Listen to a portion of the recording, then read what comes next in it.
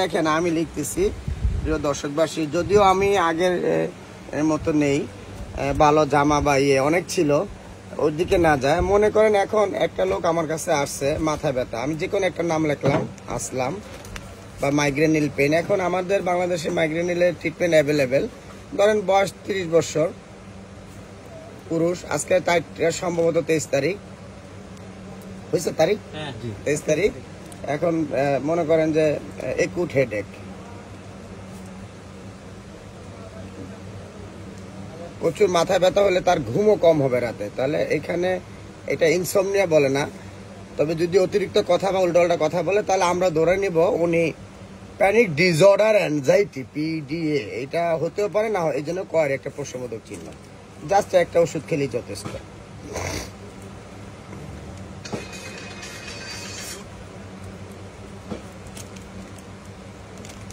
এখানে অন্য কোনো সাইড এফেক্টগুলি যদি থাকে তাহলে সেক্ষেত্রে তাকে সিটি স্ক্যান দিতে হবে অ্যাজ এ ফিজিশিয়ান, চিকিৎসক যা মনে করবে ফিজিশিয়ান। এখানে আমি প্যারাসিটামল দিয়ে সাধারণত চিকিৎসা দিয়ে থাকি। অনেক প্রোডাক্ট আছে আমাদের বাংলাদেশে, অনেক ফার্মাসিউটিক্যালের, তবে এই রুগীকে সাধারণত নিউরো মেডিসিনের দেখানোই দরকার, উনি আমার চেয়ে ভালো বুঝবে। আর সাথে একটা আমি ছোটোখাটো একটা গ্যাসের ওষুধ দিয়ে দিলাম। অনেক সময় অনেক বেশি ওষুধ খেলে পেটে জ্বালা পড়া হতে পারে, জোরেলে একটা করে 2 বার। আর এই একুট হেডেকটা সাধারণত রোগের উপসর্গ, অন্য রোগের। মাথা ব্যথাটা অন্য রোগের উপসর্গ, মাথা ব্যথা রোগের মধ্যে পড়ে না। অন্য কোনো প্রবলেম থাকলে সেটাই আপনাকে ওইটা মানে যে সাইড এফেক্টগুলি হয় আর কি। আর আমাদের দেশে যারা প্যানিক ডিসঅর্ডার অ্যাংজাইটি, এটা ভালো হইতে সবার রাস্তা একটাই, সেটা হলো সে ঠিকমতো খাবে, ঘুমাবে। আর যদি সাইকিয়াট্রিক প্রবলেম আস্তে আস্তে গ্রো করে তাহলে তাকে নার্সিং করতে, আর নার্সিং কিন্তু পুরুষ মানুষ দিয়ে হয় না, মেয়ে মানুষ। তো সেক্ষেত্রে আপনার মেডিটেশনটাই বেস্ট আর কি, আমি যেটা মনে করি। আমি সরকারি মেডিকেলে পড়ছি, সরকারি জব করি নাই। সরকারি একবার পিজিতে কিছুদিন ছিলাম, যদিও ভাইয়া বলছে রংপুর মেডিকেলে জব করছে, কিন্তু আসলে না। রংপুর মেডিকেলে লেখাপড়া ট্রেনিং, ঢাকা মেডিকেলে দেশের বাইরে ট্রেনিং। তবে আমি ভালো আছি এমনি, কিন্তু আমার অরিজিনালি মুন্সিগঞ্জ, বাট বড় হয়েছি শৈশব নারায়ণগঞ্জে। আমার এই সেটা ছিল বাহিরে, ওইটা বহু আগের কথা। আর ইন্ডিয়া থেকেও ফেলোশিপ এনেছিলাম। তো আমার মনে শুধু একটাই কষ্ট, যেখানেই যাচ্ছি কিন্তু আসলে সব তো বিজনেস, ভুলটা আসলে তাদের না, এটা পুরো বাংলাদেশই হয়ে গেছে। ইচ্ছা ছিল না একটা ক্লিনিকে বা ইয়েতে বসা, তারপরে বসছি, কিন্তু মন আর মানে নাই।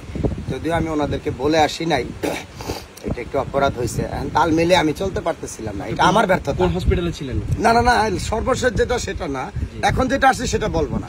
আল্লাহ না করুক এই ভিডিওটা যদি ওনার হাতে চলে যায় তাহলে মনে কষ্ট পাবে।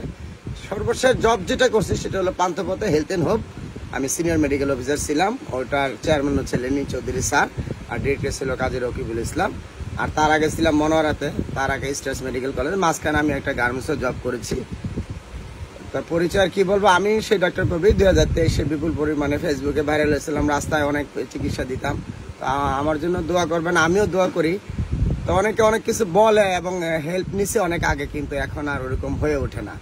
অনেকে বলে যে ভাব ধরে খালি গায়ে ঘুরে, যাতে ডাকে খাবারের জন্য। না, আমার আসলে এখন মনে হচ্ছে যে আমার প্রত্যেকটা জিনিসগুলি আমার জন্য ওজন, পেইন, মানে কিছুটা মনে হচ্ছে আমি আবার সিক হয়ে যাচ্ছে, এটা অনুভব করি। অনুভব করাটাও বুদ্ধিমানের কাজ, অনুভব যে করতে পারে তার মানে কিছু সুস্থ, এটা এরকম অনেকেই বলে, কিন্তু আসলে আমি নিজেকে কিছুটা অসুস্থ লাগে, কিন্তু পুরোপুরি না। আমি যদি এরকম লিখতে পারি সব, তাহলে মানুষই তো বুঝবে, কারণ আমি যে নিজেকে চালাক মনে করি এমনটাও না। হ্যাঁ, শুধু আমার একটা জিনিসই দরকার, যে আমি অল্প টাকা ভিজিট নিব, মানুষ যেভাবে ভালো থাকতে পারে, যেহেতু আমার গরিব দেশ, আর এমন যদিও চোরের দেশ, সব চুরি হয়ে গেছে, এটা নিয়ে আমি বলবো না কিছু।